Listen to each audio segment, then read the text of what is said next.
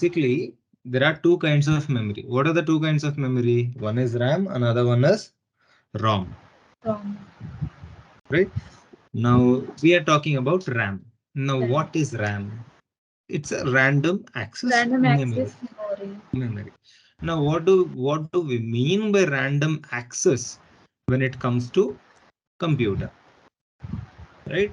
So we'll come back to RAM in a short while. But again, what is the other type of memory that we have in program in computer, which is ROM, which is nothing but read only memory. As in, read only memory is your hard disk, is your hard disk. Either it can be SSD or the old SATA drivers, but it is your hard disk where you store your images, store your files, store videos. And whether you once you shut down your laptop, turn off your laptop, and then turn it on, the files that you are stored is present. Right, they did not, because you have turned off your laptop, they did not get deleted, right? So they are still present in your memory. Yes. Right, ROM is basically permanent memory, which is your hard disk. Once you store, until you delete, that will be present in your laptop. Are we clear with what is ROM?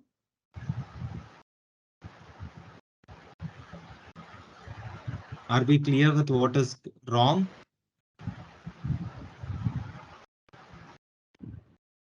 Yes. ROM is your permanent memory. Once you store it, it will be present in your computer until you go and delete it. Okay, are we clear about it? Yeah, it's okay, sir. Clear. Right. Now we will go back and see what is RAM. RAM is a temporary memory. ROM is a permanent memory. RAM is a temporary memory. Now you open your laptop, or let's talk about your phone, right? So you open your phone, you could have opened WhatsApp, you could have opened a browser, you could have opened a game application, you could have opened the Instagram app, you could have opened a Facebook app. So once you open it, right, can you simultaneously access all of these apps one after another?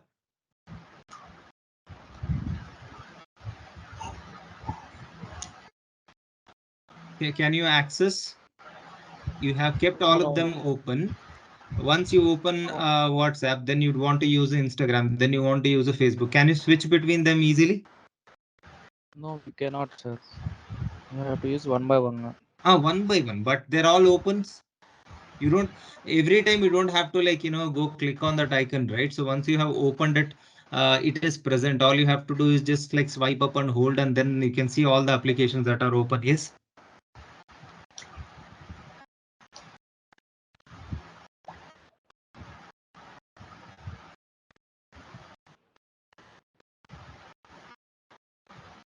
See, what I mean is you have opened your WhatsApp and Instagram. At any given point in time, you can access only one. Yes. But if you want to switch between WhatsApp and Instagram, can you just do it? Once you can open Instagram, another time you can open WhatsApp. You can swap between the applications.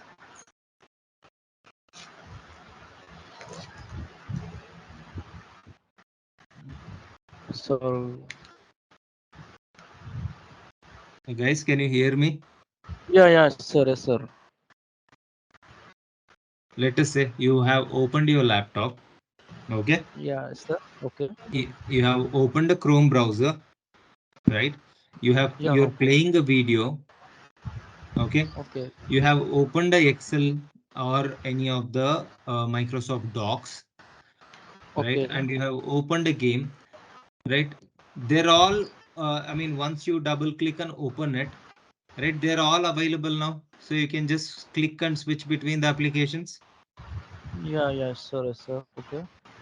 right? So once you have opened it, and they're all available, they're all available. All you have to Available. do is just click on icon somewhere in the bottom, then you can easily switch between the applications. Yes. For example, if you're Yes. looking at my screen, right? So there is a Teams application open. See, if I hover on it, you can see there are two windows. Yeah, there are two windows here, Yes, yes, sir. right? And there is another application where I'm talking to you right now. So at a simultaneously, there are three applications that are running here. Yeah, yes, sir, yes, sir. So these applications are temporarily stored in RAM. These are temporary. All the running applications will be temporarily stored in RAM. Right? Okay, okay, Let sir. us say now you Yes. have opened all of these. Now you shut down your laptop. You are turning off your laptop. The moment you turn on, will the same application open up again? No, it will not disappear, sir. It will not Correct? come. It will not Yeah, come yeah. again. You have to double click on them, then open it. You have to do that. Once again, from starting onwards, yeah. Right? So that is Yes. that. Where was that information stored? If it was on ROM, it would have opened, right? Yeah, it So is a, but yeah, partner. ROM is a permanent memory, whereas RAM is a temporary memory. Temporary. Okay. In the RAM, you will be storing. So RAM is basically a small, tiny storage. When you compare to your hard disk would be like, 1 TB, 2 TB, and so on. Whereas your RAM would be 4 GB, 8 GB, 16 GB in that fashion, right? So when you open few applications, that application's life would be stored in the RAM. In the RAM. Okay. So RAM holds application memory and it is a temporary memory. So when in programming also, whenever we are writing, whenever we are running a program, that program related information will be stored in RAM. So both ROM and RAM are used for storage purpose. Used for storage Storage. purpose. Okay. Now RAM is a temporary memory. ROM is a permanent memory. ROM is your hard disk. RAM is again what I said is temporary memory. And RAM is very, very, very faster compared to ROM.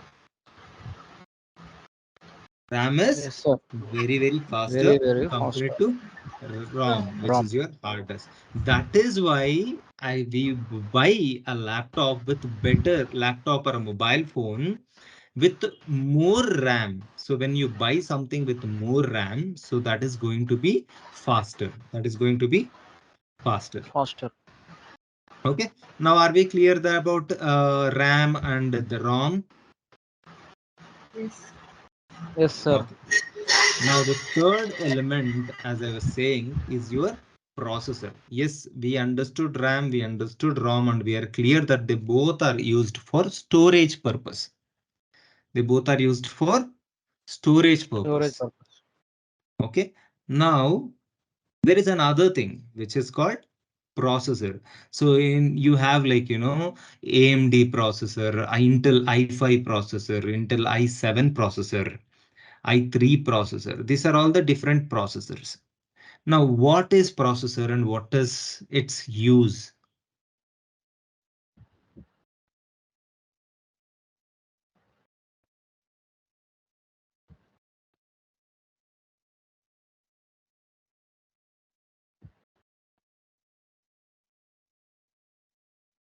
So fine. So let us say I'll ask you, what is 10 plus 2, 12. right? What exactly did you do right now? Your process with like addition we have done, like spontaneous You reaction. have Yeah. done, you have done addition. Where Yeah. did you do that addition?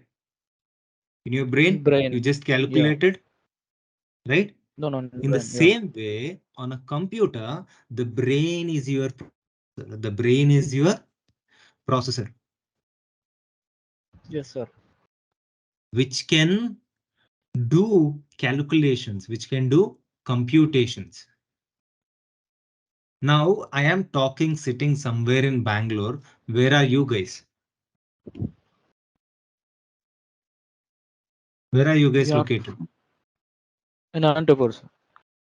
Anantapur. And Yeah, yeah. you are able to listen what I am talking in real time? As I am talking, you are able to hear, Yeah, we can hear. We can hear. right? Now just imagine. So whatever I am talking here, sitting in my room in Bangalore, is taken by my computer. It recorded my voice. It is processed it. It has sent over the internet, and your computer is receiving the same signals, the same data. It is then coming out from your speakers. Isn't that wonderful? Yes, sir. It's somewhere I am like, there is a lot of distance between where you guys are located, where I am located, and you guys are able to hear what I'm talking in real time. Now, like, if you just want to add some numbers, multiply some numbers, right? You will use calculator. Now, what does a calculator do? How does it work? How does it know how to calculate? Like some chips are designed over it in the Right? There calculator. are certain Yeah, chips, microchips, which can understand this numerics and process can them perform. and show the output. Yes, sir. Yes, sir. Right? So you have a photo, so you just click on a photo and it opens up. How does your computer know, like, it has to open a photo, that it is a photo? It is a data that is being stored on a particular file. And the moment you try to open that file, it is your processor which understands what has to be done. And then it displays, okay, once it understands, it displays that as a output. May it be like, you just play a song, you play a video, you open a photo, you open a file, you open an application. So anything of the C, I'm telling you clearly. So RAM and ROM are used for storage purposes only. But who understands what is stored there is your processor. If you say like, yeah, give me the sum of 300 plus 400, who is calculating it? As a person, it is your brain. As a computer, it is the processor. Nothing like a memory unit. It is central processing unit, not a memory unit, but it is a processing unit. Okay, Okay, are okay, we sir. clear? Okay. Processor Yeah, yeah. is something which processes the information and displays or shows the output.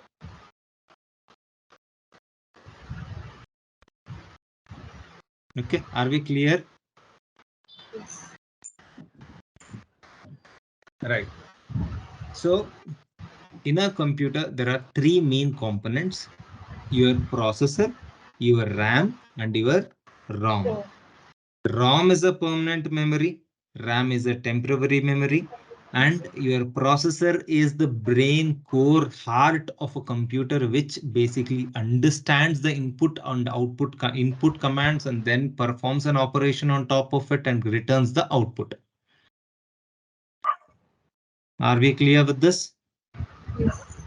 Yes, sir. Okay. Now we have talked about what is programming. We have talked about why programming. We have talked about computers, right? It's all. Does it make sense now? Does it? Is there any clarity after this?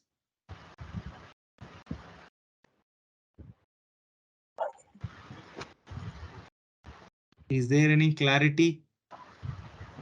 Yes, somewhat we had a clarity over it. Okay.